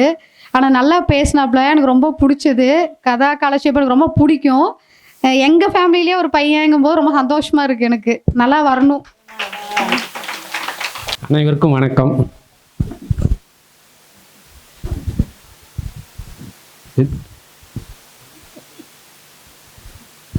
இன்னைக்கு கோயில் மீட்டிங் இருந்தது, ஆடிட்டிங் இருக்கு, கணக்கு வழக்கு பார்க்கணுன்னு கூப்பிட்டுருந்தாங்க. இவன் பேசுகிறான்னு சொன்னதுக்காக அங்கே போகாமல் நேராக இங்கே வந்திருக்கிறேன். இவன் இப்படி பேசுவானு பார்த்தா இன்னைக்கு கண்டிப்பாக போயே ஆகணும். இவன் பேசவே மாட்டேன். நான் எத்தனை தடவை தூக்கி வச்சிருக்கேன், பேசுனதே இல்லை. சிரிச்சுக்கிட்டே இப்படியே உட்காந்து பக்கத்தில் நிற்பான். இன்னைக்கு இதை பார்க்கணுன்னு கிளம்பி வந்திருக்கிறேன். முக்கியமான கூட்டத்தை விட்டுட்டு இவனை பார்க்கறதுக்கு வந்திருக்கேன். God bless. இப்போ செந்துதியாஸ் பேசுனதெல்லாம் கேட்குறப்போ எனக்கே வந்து பார்த்திங்கன்னா இப்போ விநாயகரை பற்றி நிறைய விஷயங்கள் தெரிஞ்சிட்ட மாதிரி இருக்குது. ஏற்கனவே தெரிஞ்ச விஷயங்களெல்லாம் மறந்து போயிருக்கு. இப்போ வந்து புதுசாக கேட்குற மாதிரி நானே ரொம்ப ஆர்வமாக கேட்டுட்டு இருந்து திருப்பி ரீகால் பண்ணிட்டேன். எல்லாமே எதுக்கு தோப்பு கர்ணம் போடுறோம், இது எல்லாமே இப்போ செந்தூர் மூலமாக தான் தெரிஞ்சுக்கிட்டேன். ரொம்ப நல்லா இருக்குது இந்த Senthur. Super, keep it up. Okay, God bless you. பொதுவாக எங்களுக்கு வந்து சங்கீதம் அந்த எந்த சாரமுமே எங்களுக்கு தெரியாது. அந்த இதில் வந்து இயல் அரங்கேற்றம் பண்ணுறது வந்து உண்மையிலே எங்களுக்கு அது வந்து பெரிய விஷயம். எங்களுக்கெல்லாம் இந்த வாய்ப்பு கிடைக்கலன்னு நினைக்கும் போது எங்களுக்கு ரொம்ப வருத்தமாக இருக்குது. எங்களோட அடுத்த ஜெனரேஷனுக்கு கிடச்சிருக்குன்னு நினைக்கும் போது ரொம்ப சந்தோஷமாக இருக்குது. அப்போ நாங்கள் அதுக்கு வந்து நாங்கள் பிளெஸ்ஸிங் தானே. அந்த வகையில் செந்தூர் தியாஸுக்கு கடவுளை அந்த வாய்ப்பு கொடுத்ததுக்கு நான் கடவுளுக்கும் நன்றி சொல்லிக்கிறேன். உங்களுக்கும் நான் தேங்க்ஸ் சொல்லிக்கிறேன். செந்தூர் தியாஸ் ரொம்ப நல்லா இருந்துச்சு. ஆசீர்வாதங்களை தெரிவித்த அனைவருக்கும் நன்றியை தெரிவித்துக் கொள்கிறேன்.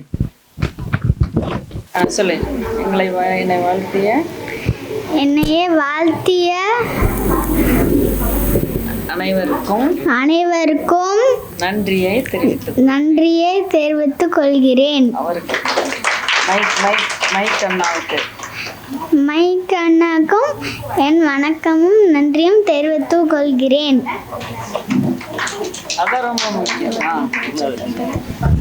நன்றி உரை.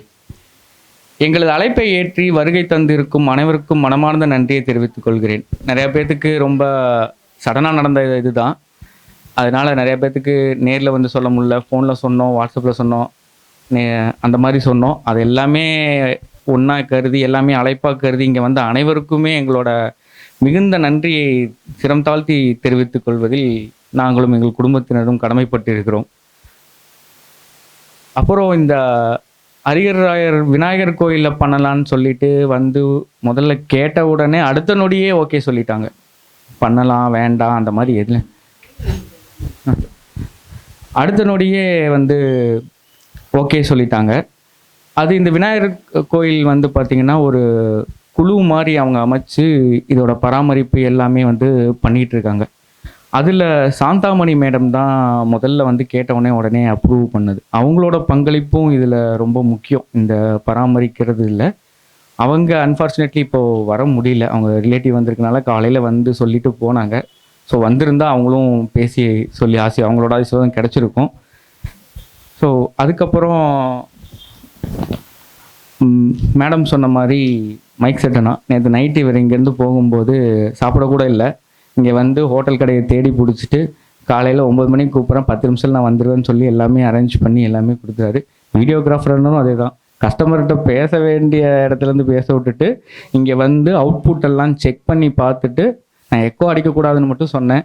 அதுக்காண்டி வேலை மெனக்கிட்டு வந்து அவர் கேமராவில் வந்து அந்த அவுட்புட் சரியில்லை அப்படின்னாரு. அதெல்லாம் மெனக்கிட்டு அதுக்கப்புறம் தான் அவங்களாம் சாப்பிட்றதுக்கே போனாங்க. வர்றதுக்கு முன்னாடி நான் இருக்கணும்னா நான் சீஃப் கெஸ்ட் கூப்பிட போகிறேன் வரணுன்னு அதே மாதிரி எல்லோரும் ஆன் டைமில் வந்து அரேஞ்ச் பண்ணி எனக்கு எந்தவித ஸ்ட்ரெஸ் ஃப்ரீயாக இருந்துச்சு. ஸோ 2 பேர்த்துக்குமே ரொம்ப நன்றிண்ணா. ஸோ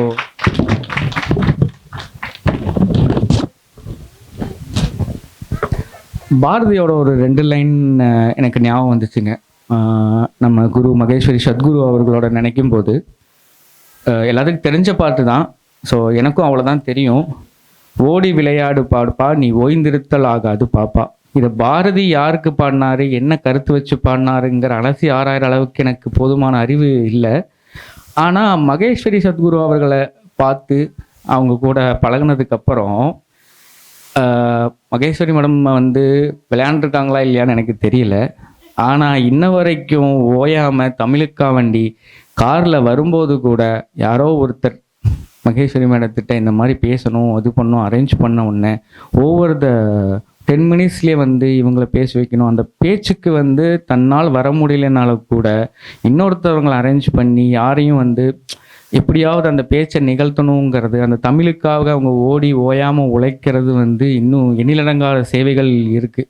நீங்கள் அவங்கள தொடர்ந்து ஃபாலோ பண்ணிங்கன்னா தான் அவங்க என்ன ஏது, அவங்க ஃபேஸ்புக் அக்கௌண்ட்லாம் இருக்குது, அதெல்லாம் ஃபாலோ பண்ணி பாருங்கள். அப்போ தான் வந்து அவங்க எங்கெங்கெல்லாம் பேசியிருக்காங்க, இந்த நாடு என்னென்ன அவார்டு. இப்போ நாங்கள் வரவேற்புரையில் சொன்னதே வந்து பார்த்திங்கன்னா தேடி எடுத்ததில் நேரங்கருதி கொஞ்சம் சிந்துனது செதனது தான் எடுத்திருக்கோம். இன்னும் தழும்ப அவங்கக்கிட்ட வந்து நிறையா விஷயங்கள் இருக்குது.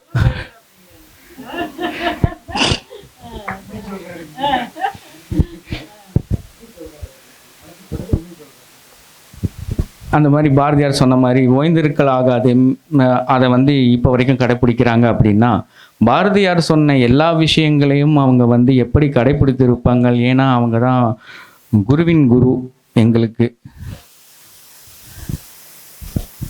அதே மாதிரி நான் சத்குரு மேடம் சொன்ன மாதிரி வந்து பார்த்திங்கன்னா எல்லாரும் பேரண்ட்ஸோட புஷ்ஷில் தான் வந்துட்டு எல்லாரும் வராங்க. அதனால் நான் வந்து இல்லைன்னு சொன்னாங்க. எங்களுக்கு அந்த 5 கிளாஸ் சொன்னது வந்து பார்த்திங்கன்னா எனக்கு அவன் ஐஏஎஸ் எக்ஸாம் எழுதுறது கூட எனக்கு ரொம்ப அது எழுதுனா ஃபெயில் ஆகிறா என்னமோ ஆகிறான்னு சொல்லிட்டு அந்த 5 கிளாஸ் வந்து பார்த்திங்கன்னா அவங்களும் சொல்லிட்டாங்க, நீங்கள் வீட்டில் புஷ் பண்ணக்கூடாது, அதை பண்ணி இதை பண்ண, அவனை ஃப்ரீயாக சொல்ல சொன்னாங்க. அதுக்கு மீறி இன்னொரு கண்டிஷன் சொன்னாங்க. அதுதான் எல்லாரும் என்னை வந்து ஒரு கொடூரமான பார்வையில் பார்த்துட்டு இருந்தாங்க. அது இந்த ஃபங்க்ஷனுக்கு முன்னாடி வரைக்கும் தெரியும் போது என்னன்னா, மகேஸ்வர் சத்குரு வந்து இந்த இயல் அரங்கேற்றம் பண்ணுற வரைக்கும் உங்கள் பேரண்ட்ஸ்னால உங்களுக்கு தெரியுது, வேற யாருக்கும் தெரியக்கூடாது அப்படின்ட்டாங்க. செந்துத்தியாஸ் எப்படின்னா எல்லாத்திட்டையும் ஓப்பனாக சொல்லிடுவான். அவங்ககிட்ட கண்டிஷன் நாங்கள் எதுவுமே சொல்ல கிடையாது. மேடமாக ஒரு தடவை சொல்லும்போது நீ அரங்கேற்றும் போது அப்போ தான் எல்லாத்துக்கும் சர்ப்ரைஸாக இருக்குன்னு சொன்ன உடனே அந்த ஒரு வார்த்தை ஒரு தடவை தான் சொன்னாங்க. வீட்டில் வந்து கேட்டால் என்ன சொல்கிறதுன்னு கேட்டான், தமிழ் கிளாஸ்ன்னு மட்டும் சொல்லு, மித்ததை நான் சொல்லிக்கிறேன். இதுதான் வந்து அவன் சொன்னது. அவன் பொய் சொல்லக்கூடாதுன்னு ரொம்ப ட்ரை பண்ணுவான். ஸோ அதனால் வந்து நாங்கள் நிறையா சொல்லிட்டோம். வீட்டில் ஆன்லைன் கிளாஸ் நடக்கிறது வந்து ரொம்ப கஷ்டமாக இருக்கும் எங்களுக்கு. எல்லாத்துக்குமே ஈஸியாக இருக்கும். எங்களுக்கு வந்து அவன் சத்தம் வெளியில் வரக்கூடாது, அவன் வாய் விட்டு பேசக்கூடாது, வெளியில் கேட்டுறக்கூடாது இல்லைங்களா. அதே மாதிரி ஒரு கோயிலுக்கு போய் சொல்லி பார்க்கணுன்னா கோயிலில் இருக்கவங்க 4 பேர் கேட்டுருவாங்க. ரொம்ப ராஜ ரகசியமாக வைக்கிறது வந்து எங்களுக்கு ரொம்ப கஷ்டமாக இருந்துச்சு. எல்லாத்துக்கும் ஆன்லைன் கிளாஸ் ஈஸியாக இருக்கும். ஆனால் இவன் வந்து அந்த இது எல்லாமே வந்து பார்த்திங்கன்னா அந்தந்த இடத்துக்கு ஏற்ற மாதிரி ரொம்ப அட்ஜஸ்டபிளாக இருந்தான். ஒரு மேடத்துக்கு கூட போகிறோம் அப்படின்னா மேடம் சொல்கிறது, மேடம் திட்டா 1 வாரம் உம்முன்னு தான் இருப்பான். மேடம் திருப்பி கூப்பிட்டு அவனுக்கு வந்து ஒரு ஈவெண்ட்டில் வந்து ஐ லவ் யூ சொன்னாங்க. அதுக்கப்புறம் தான் அவன் சிரித்து சந்தோஷமானான். அந்த அளவுக்கு வந்து 2 பேர்த்தோட அந்யோன்யங்கிறது வேற லெவல். அங்கே போனான்னா அது அவனுக்கு தமிழ் கிளாஸ் மாதிரியே இருக்காது.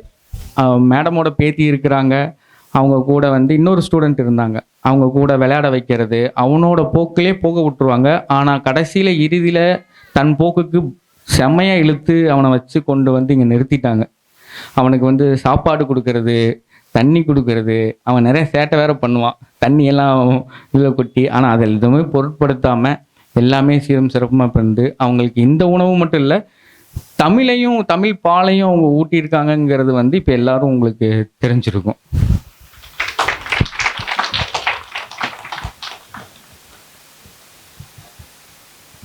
இதில் இன்னொரு விஷயம் என்னென்னா, நேற்று ஃபைனல் ரிஹர்சலுக்காண்டி மேடம் கூப்பிட்டுருந்தாங்க. கண்டென்ட் கம்மியாக இருக்குன்னு சொல்லி ஆட் பண்ணலாம், நீங்கள் வாங்க அப்படின்னு சொன்னாங்க. அதான் சொன்னாங்க இல்லையா, சில ஸ்டோரி ஆட் பண்ண முடியாதுன்ட்டு. அப்போ வந்து நம்மளுக்கு ஒரு ஃபங்க்ஷன்னா சில விஷயம் ஞாபகம் வரும் இல்லையா, வரவேற்புரை இருக்கணும், இது இருக்கணும், அது இருக்கணும் அப்படின்னும் போது மேடம் வேற வராங்க. ஸோ என்ன பண்ணுறது ஏது பண்ணுறது இல்லைன்னு நானாக வாய் விட்டு மாட்டின ஈவெண்ட் அது. நானாக கேட்ட உடனே நீங்கள் தான் பண்ணணும், அப்படின்னாங்க. மேடம் இந்த கண்டென்ட்டு இதெல்லாம் வந்து என்ன பண்ணுறது மேடம், நான் இன்னும் எதுவுமே இந்த மாதிரிலாம் பண்ணதில்லை. காலேஜில் டிபார்ட்மெண்ட் சேர்மனாக இருக்கும்போது நடந்ததோட சரி, அதுக்கப்புறம் எதுவுமே இல்லை அப்படின்னேன். மனசில் நான் இப்போ சொன்னேன் இல்லைங்களா, மனசில் சொன்னதை மைக்கில் பேசலான்னு, அது மேடத்துலேருந்து வந்த ஒரு இன்ஸ்பிரேஷன் வார்த்தை தான். அதாவது சும்மா போய் நாங்கள் அவனை சேர்த்தி விட்டோம் வந்தோமான்னு தான் நாங்கள் நினச்சோம். எங்களையும் அவங்களோட மாணாக்கர்களாக்கி இன்றைக்கி பயம் இல்லாமல், முதல்ல இருக்கும்போது எனக்கு பயம் இருந்துச்சு, இப்போ அது இல்லை. மேடம் பேசினதுக்கப்புறம் அந்த உற்சாகத்தில் வந்து எனக்கு இப்போ பயமே இல்லை. இப்போ நீங்கள் எதாவது பேச சொன்னாலும் நான் பேசிகிட்டே இருப்பேன். அந்த அளவுக்கு வந்து பார்த்திங்கன்னா அவங்களோட இதை வந்து நம்மளுக்கும் கொடுப்பாங்க. அதான் அந்த விளக்கேற்றும் போது சொன்னேன் இல்லைங்களா, ஒரு சுடர் 1000 சுடரை ஏற்றுவதற்கு வல்லமை படைத்தது. அதுதான் அந்த குருவின் சுடர். அந்த சுடர் வந்து பார்த்திங்கன்னா ஏற்றி வச்சுருக்காங்க. எங்களால் முடிஞ்சது அந்த குருவின் என்ன வழிநடத்தல் நடத்துகிறாங்களோ நாங்கள் வந்து அதை வழி நடத்துவோம். நாங்கள் இல்லைனாலும் அவன் அதை வழி நடத்துவான் என்ற நம்பிக்கை எங்களுக்கு இருக்குது. இதில் மேடத்தோட பிஸி ஷெட்யூலில் வந்து பார்த்திங்கன்னா கிளாஸு வைக்கிறது எல்லாமே வந்து பார்த்திங்கன்னா அவங்க ஃப்ரீயாக இருந்தாங்கனாலே இவனை திங்க் பண்ணிகிட்டே இருப்பாங்க. டு பி ஹானஸ்ட்டாக சொல்கிறேன், அவங்களுக்கு திங்க் பண்ணிகிட்டே இருப்பாங்க. நான் இன்றைக்கி ஃப்ரீ, நீங்கள் வரீங்களா, வர முடியுமான்னு கேட்பேன். இவன் இங்கே கீழே விளாண்டுருப்பான். இவன் கீழே போகிறக்கே அழுவான். கீழே உடலைன்னா அழுவான். தாத்தாவை கூப்பிட்டு போகல, நான் அழுகிறேன், யாருமே கீழே கூப்பிட்டு போகிறோம்னா அழுவான். கீழே விளாட்றதுக்கு அவ்வளோதான் இருக்கும். மேடம் கரெக்டாக கூப்பிடுவாங்க. செந்தூர்த்தியா ஸ்கூல்லேருந்து வந்துட்டானா மேடம், கீழே விளையாண்டுருக்கான் மேடம், சரி அவன்கிட்ட கேளுங்க கிளாஸ் வரானான்ட்டு. இதில் நான் ஒரு மீடியேட்டர் தான். எனக்கு எந்த அந்த டிசிஷன் மேக்கிங்லாம் எதுவுமே மேடம் கொடுக்கல. அது வரைக்கும் சந்தோஷம். கீழே கூப்பிட்டோன்னா எந்த விளையாட்டாக இருந்தாலும் சரி, யாரு கூட ஃப்ரெண்ட்ஸ் எதுவாக இருந்தாலும் சரி, டாடி 2 minutes டாடி, மேலே வந்துடும். மேலே வந்து ரெஃப்ரெஷ் ஆகி ஸ்நாக்ஸ் மட்டும் ரெடி பண்ணுங்க, நான் அங்கே போய் சாப்பிட்டுக்கிறேன். இன்கேஸ் சாப்பிட்லனாலுமே அங்கே போய் நான் சாப்பிட்டுக்கிறேன். அங்கே போயிடுவான் டக்குன்னு. 2 பேர்த்துக்குள்ள இருக்கிற அந்த பாண்டிங் வந்து பார்த்திங்கன்னா பயங்கரமாக இருக்கும். அது என்னென்னா, ஒரு குரு அவங்க வந்து எங்களுக்கு வாய்ப்பு கொடுத்து அவனை மேடேற்றி, நாங்கள் சில தப்பெல்லாம் பண்ணோம். கிளாஸுக்கு கூப்பிட்டு போகிறது, டைமுக்கு கூப்பிட்டு போகாமல் கொஞ்சம் இதெல்லாம் இருந்தோம். அதையும் பொறுமையாக திருத்தி எல்லாத்தையுமே அவங்க எங்களையுமே வளர்த்துருக்காங்கங்கிறது தான் இதில் ஆகச்சிறந்த சிறப்பு. இப்போது ஃப்ரெண்டுக்கிட்ட நான் சொன்னேன், நான் தான் கம்பேர் பண்ண போகிறேன் அப்படின்ட்டு. அவன் ஒரே கேள்வி தான் கேட்டான், அரங்கேற்றம் உனக்கா உன் பையனுக்கான்னு கேட்டான்.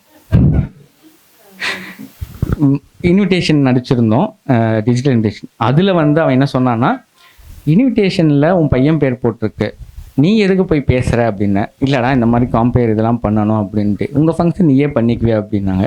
இது எல்லாம் என் குருவின் வாக்குடா, நான் அதை வழி நடத்துகிறேன் அப்படின்னு சொல்லிட்டேன்.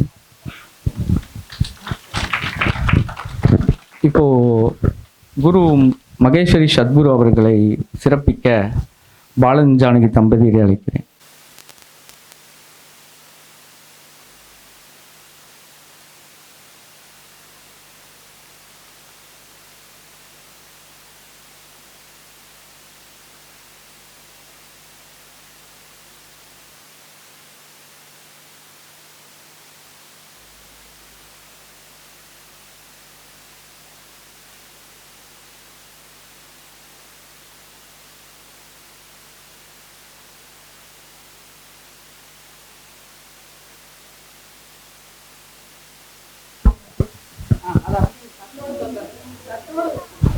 சொல்லி சொல்லும்போது நானும் அவங்களுக்கு வந்து என்னோட நிமித்தமாக மரியாதை செலுத்தணும் என்னை கேட்டார். கேட்ட உடனே என்னால் எதுவும் மறுப்பு சொல்ல முடியல.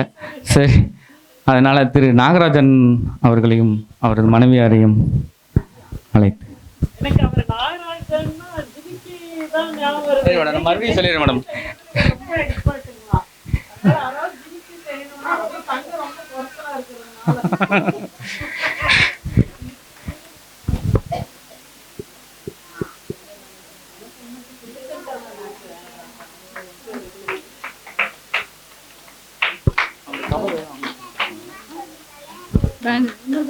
திருமதி மகேஸ்வரி அவர்களுக்கு மேலும் மேலும் நமது கலாச்சாரத்தை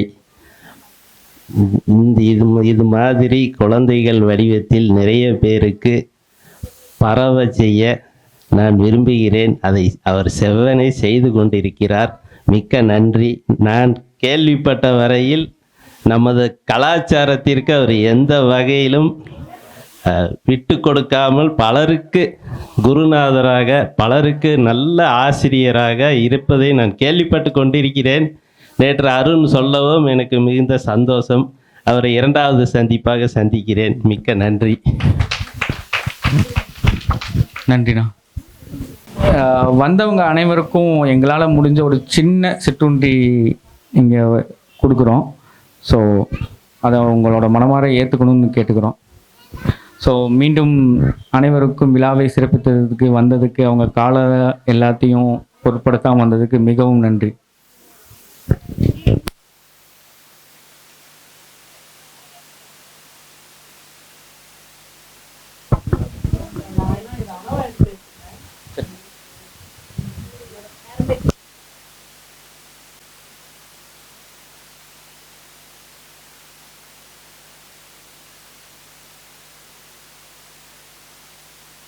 समेता कृष्ण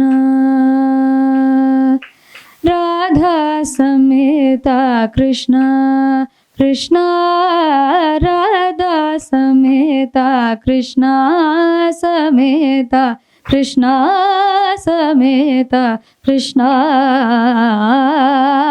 राधा समेता कृष्ण